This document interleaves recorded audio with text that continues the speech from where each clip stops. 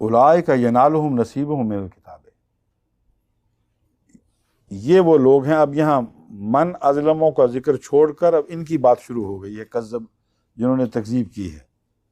جمع کا صیغہ میں اس منکر قوم کی بات اللہ نے شروع کر دی۔ فرمایا ہے اولئک ینالہم نصیبہم من الکتاب،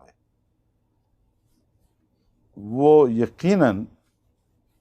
جو ان کے مقدر میں لکھا جا چکا ہے، نصیبہم من الکتاب سے مراد ہے لکھا ہوا جو ان کے مقدر میں ہے، وہ ضرور ان کو پہنچے گا، اس سے یہ بچ کے نکل نہیں سکتے، اس کو ٹال نہیں سکتے۔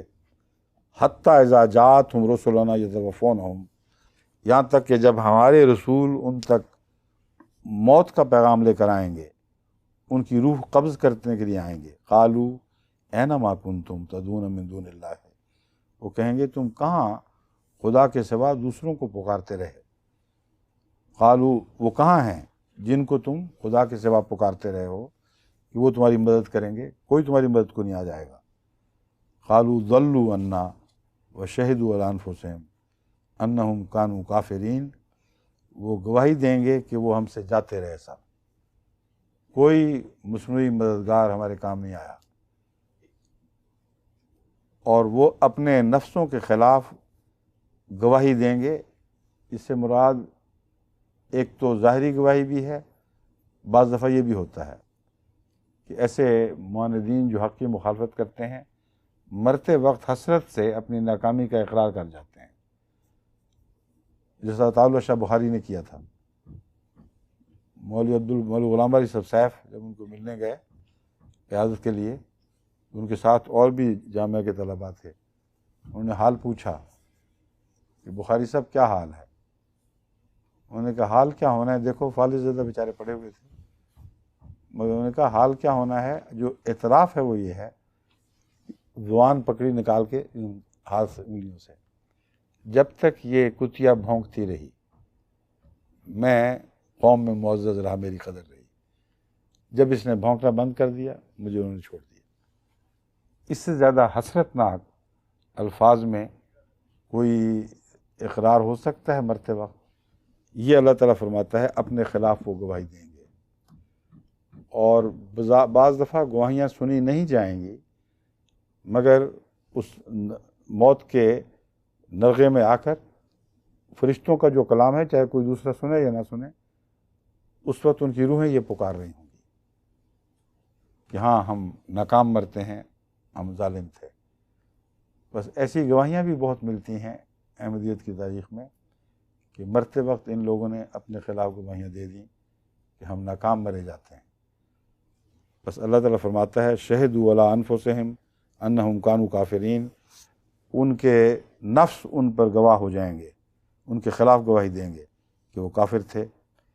قال ادخلوا فی امم قد خلت من قبلکم من الجن والانس فی النار، اب یہ نار دوسری نار بن گئی ہے، پہلے دنیا کی ایک جہنم تھی، اب فرماتا ہے پس داخل ہو جاؤ فی امم، ان قوموں میں، قد خلت من قبلکم من الجن والانس، جو تم سے پہلے جن و انس میں سے گزر چکی ہیں، فی النار، جو فی النار ہیں، جو آگ میں ہیں۔ قال ادخلوا فی امم قد خلت من قبلکم من الجن والانس سے یہ فی النار کا ادخلوا سے تعلق ہے اصل میں۔ اس نے کہا داخل ہو جاؤ اس آگ میں، مگر کن کے ساتھ؟ فی امم، ان قوموں کے زمرے میں شمار ہوتے ہوئے۔ فی امم کا مطلب ہے ان قوموں کے زمرے میں شمار ہوتے ہوئے، ان امتوں کے زمرے میں شمار ہوتے ہوئے جو تم سے پہلے تمہاری جیسی تھی۔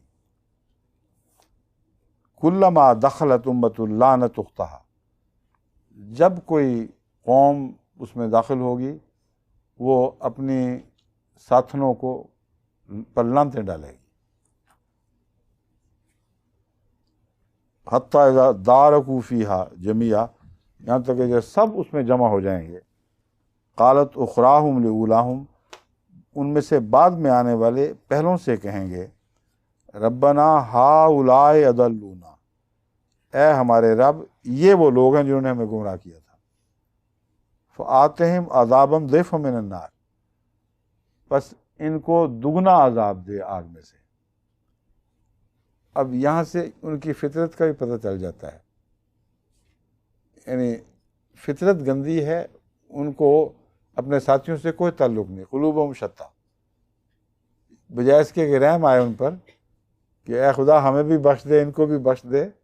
دونوں بڑے گناہ گار تھے۔ ان کو جو ہے نا سیڈزم، اس کے بیمار ہیں، ان کو مزہ اس بات میں آتا ہے کہ کسی کو دکھ پہنچے اور تکلیف پہنچے، اپنی آگ تو ٹھنڈی نہیں کرا سکتے، کہتے ہیں اس کا تو مزہ آ جائے نا کہ یہ ہم سے زیادہ جلیں، اس لیے چونکہ یہ پہلے آئے تھے ہمارے ذمہ دار تھے، ان کو دوہرا عذاب دے۔ قال لکل ضیف ولکن لا تعلمون، کہ تمہیں کیا پتا کہ ہر ایک کا عذاب بہت زیادہ ہے، دگنا تگنا ہو رہا ہے، جو محسوس کرتا ہے اسی کو پتہ چلتا ہے۔ تو تمہارا بھی ضعف ہے، ان کا بھی ضعف ہے، ولکن لا تعلمون، لیکن تمہیں ایک دوسرے کی خبر نہیں کہ وہ کیا محسوس کر رہا ہے۔ وقالت اولاہم لاخراہم،